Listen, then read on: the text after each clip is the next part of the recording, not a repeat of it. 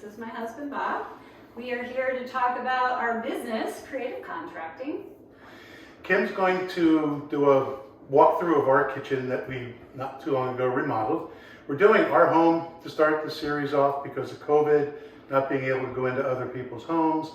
And then we're going to have some more follow-on videos of other processes that we work through. Hi, I'm Kim DuBree with Creative Contracting. I'm here with iConnection to do my very first video.